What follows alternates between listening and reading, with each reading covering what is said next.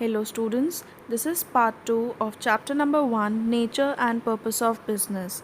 In the previous video, we have discussed about business, its features, its objectives and role of profit in business. Now here, we are going to study the remaining topics of the chapter. Let's continue students.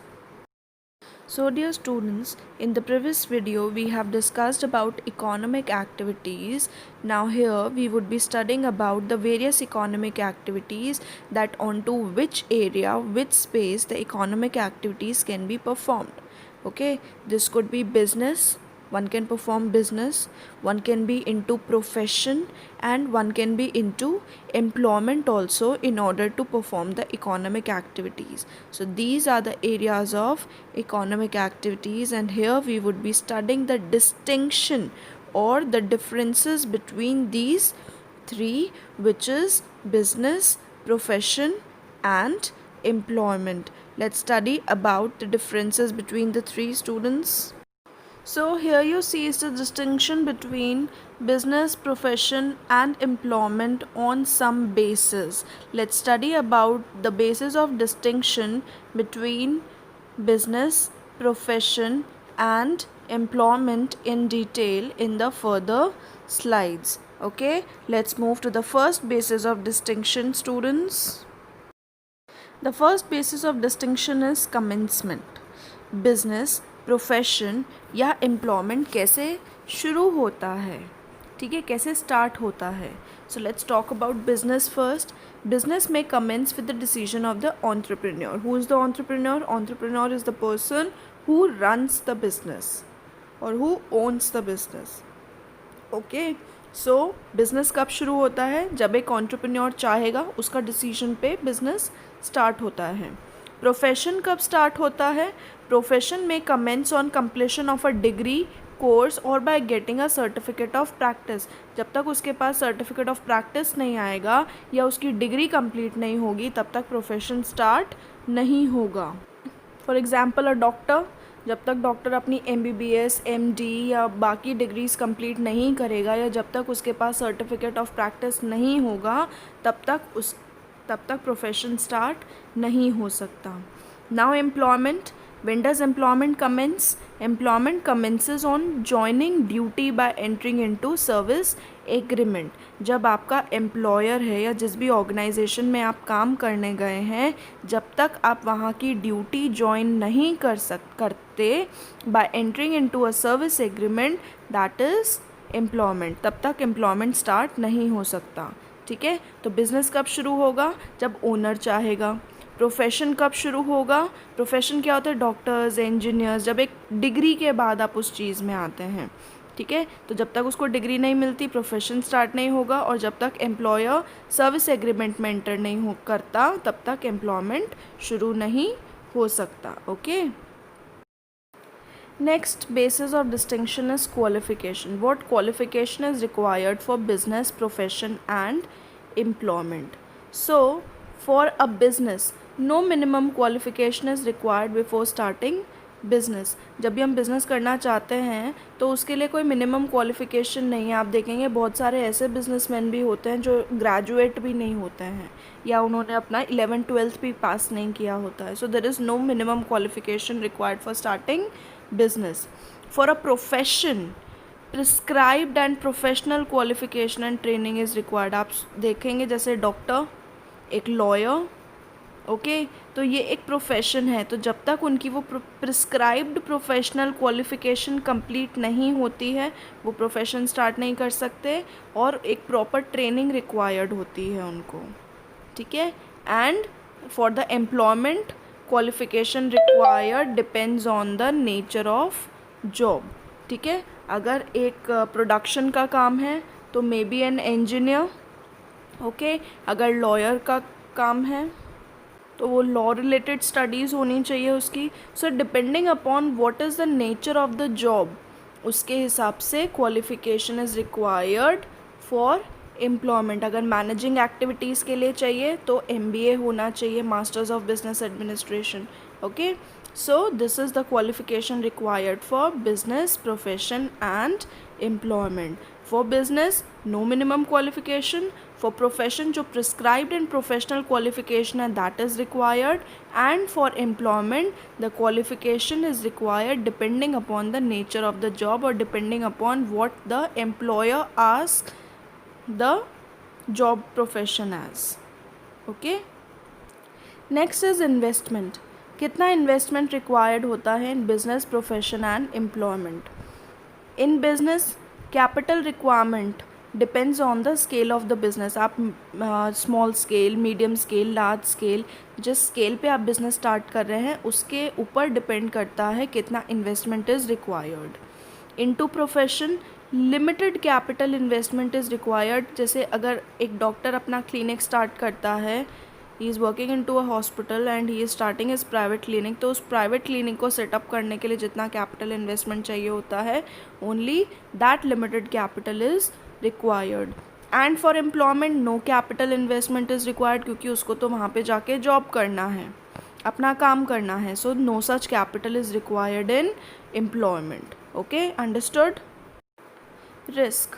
In business, there is always risk and uncertainty. That's what we have studied in the previous video, that there is always a risk or there is always a probability of getting inadequate profits and even losses also into a business. In profession, there is a little risk present. जैसे clinic खोला है तो clinic चलेगा या नहीं चलेगा, ठीक है. In employment, there is no risk involve. Employment में किसी भी तरह की कोई रिस्क नहीं होती until unless your employer fires you.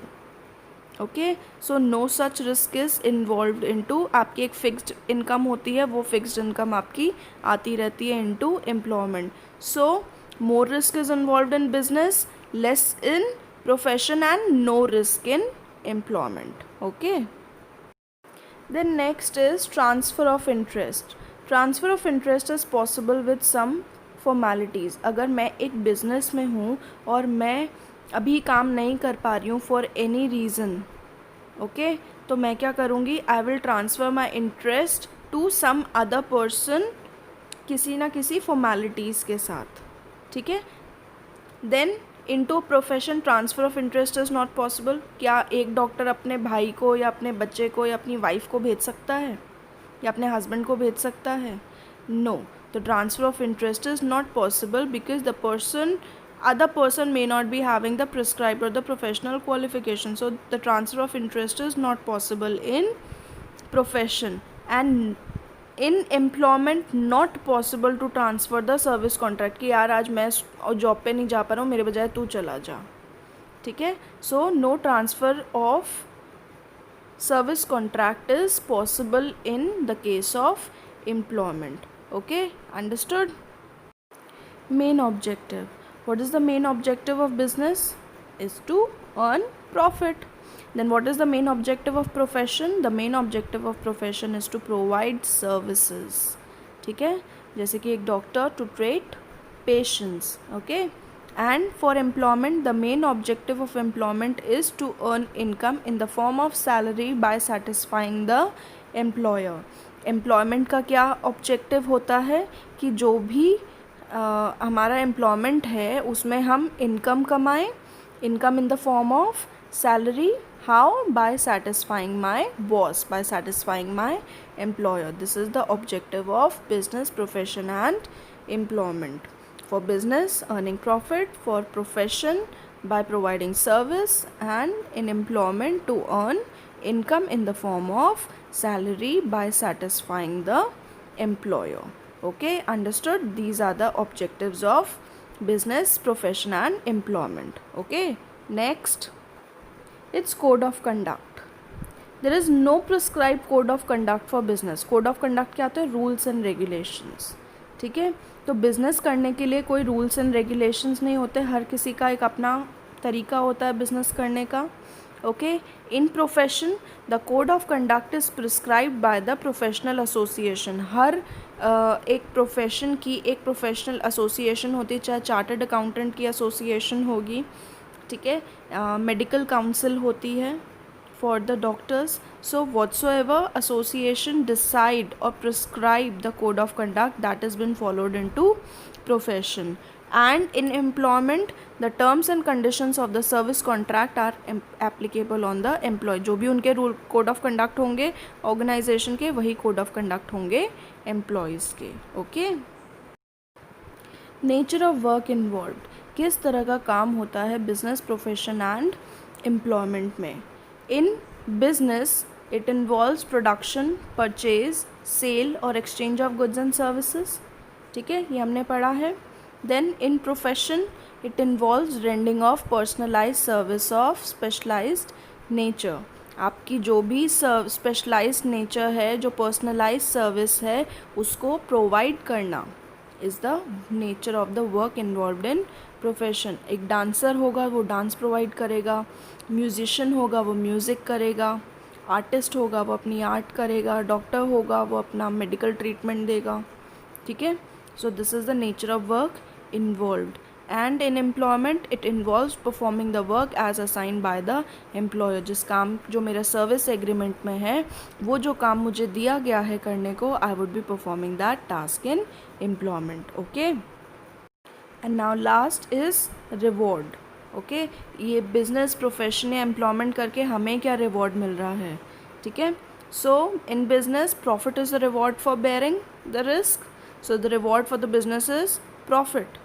Then what is the reward for profession. Fees. एक डॉक्टर अगर अपनी सर्विसेज रेंडर करता है तो इन रिटर्न उसको क्या मिलता है, fees.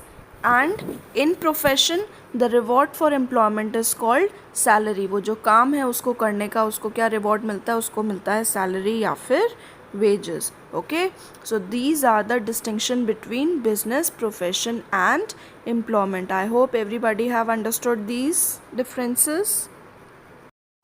Now next we would be studying about the classification of business activities. Let's do this, students. Business activities. Business activities may broadly be classified into two categories, namely industry and commerce. तो ये जो भी business activity होती हैं, जैसे हमने human activity पढ़ा था, तो ह्यूमन एक्टिविटी क्या है, activities perform by humans is human activities. तो लाइक वाइज बिजनेस एक्टिविटीज़ क्या होती हैं, the activities performed in business is known as business activity. और ये जो बिजनेस एक्टिविटीज़ होती हैं, this can be broadly classified into two categories, which is industry and commerce. Industry क्या होता है, industry involves the the production of goods and services. तो industry में क्या होता है, गुड्स एंड सर्विसेज प्रोड्यूस किए जाते हैं, बनाए जाते हैं. वेयर एज कॉमर्स में क्या होता है, it is concern with the distribution of goods and services. You understand. जो प्रोडक्ट्स बनाए जाते हैं इनटू इंडस्ट्रीज़, उन प्रोडक्ट्स को डिस्ट्रीब्यूट करना from the seller to the buyer, एक मार्केट प्लेस में लेकर आना, is the task of commerce. Okay. So this business activities involves production and then selling. Okay. So this is what is industry and commerce. Let's study about them. So alright students, here you see that is the classification of business activities. Business activities are classified into two, industry and commerce. Are you able to see it? Okay, industry and commerce are the subdivision of business activities. Now let's only see the industry part.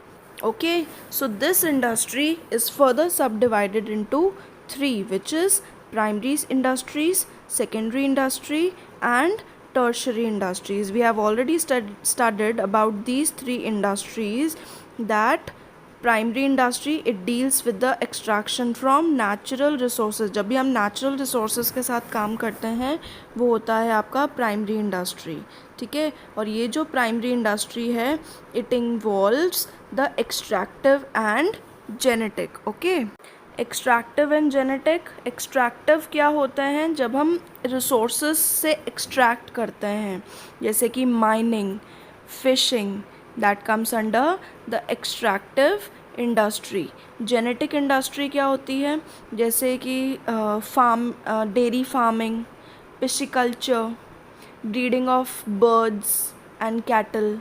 Okay. Nursery, that is all what is genetic industry. Okay. Then next is secondary. Secondary involves manufacturing industry and constructive industry. ठीक है.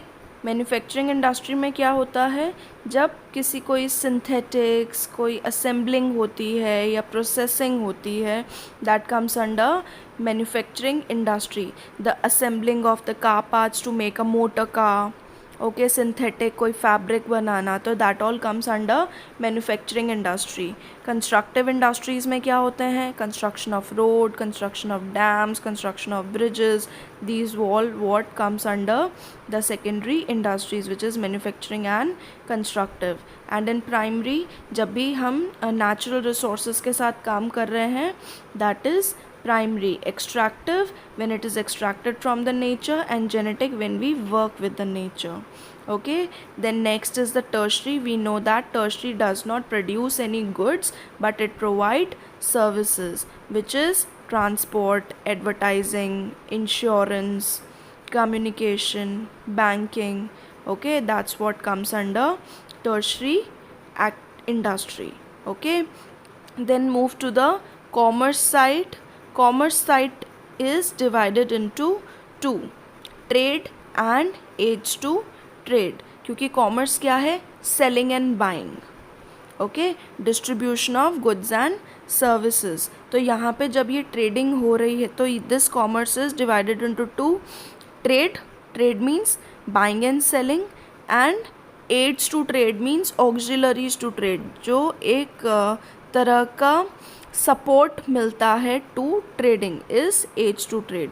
Now talking about trade, this trade can be done internally and externally. ठीक है, internal trade होता है और external trade होता है.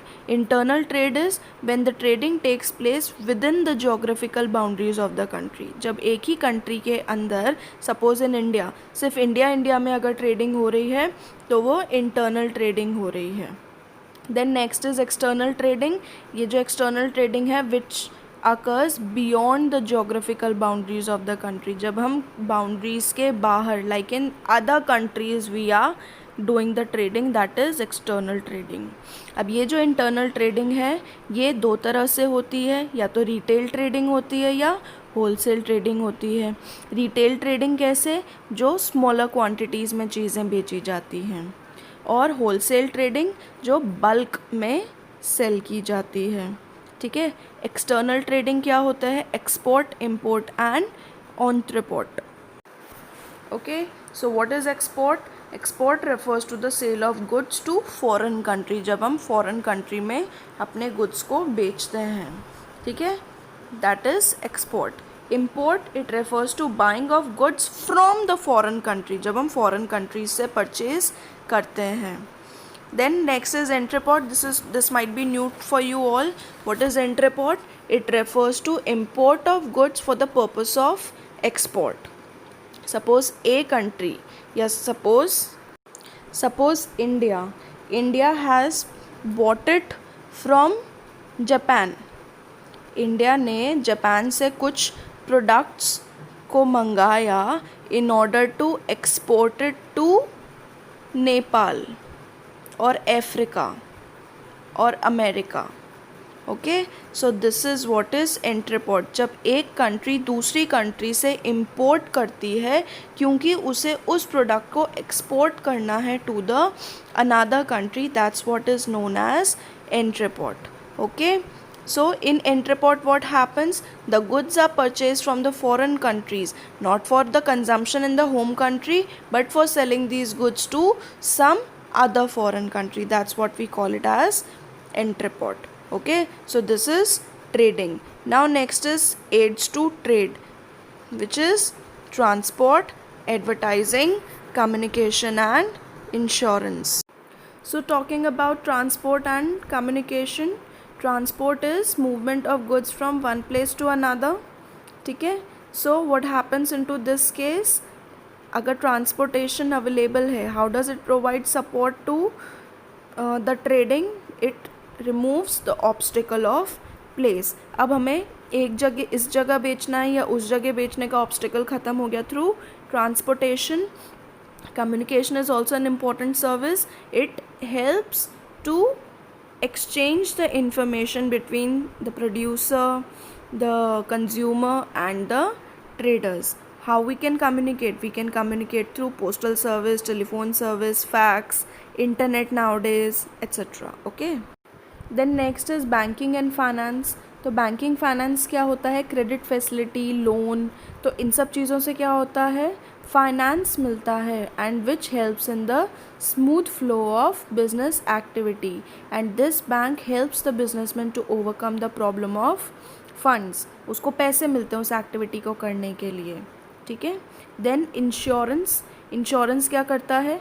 Insurance provides the protection from various kinds of risk. Risk किसी भी तरह की हो सकती है. फायर लग सकती है, थेफ्ट हो सकता है, एक्सीडेंट हो सकता है, कुछ भी चीज़ें हो सकती हैं. ठीक है. Where housing. वेयर हाउसिंग में क्या होता है? There is a time gap between production and consumption of good. जब प्रोड्यूस किया और सेलर तक बायर तक पहुंचेगा, उसके बीच में एक टाइम गैप होता है. तो उस टाइम गैप में क्या होता है? ये जो वेयर हाउसिंग होती है वो बिजनेसमैन को हेल्प करता है to overcome the problem of storage. Okay. Store करने का उनको एक जगह मिल जाती है through warehouse. And last is advertising. Practically, it is impossible for a manufacturer and a trader to contact each and every customer. So, with the help of advertisement, it helps to overcome this problem, and the seller is very easily be able to convey his messages to the consumers. Okay, so these are the aids to trade. I hope everybody have understood that what is the complete classification of business activities into industry and commerce. Okay, students, I hope you have understood the topics we have discussed into this part. Now we will be doing the last part involving business risk and various types of risk. Okay, thank you.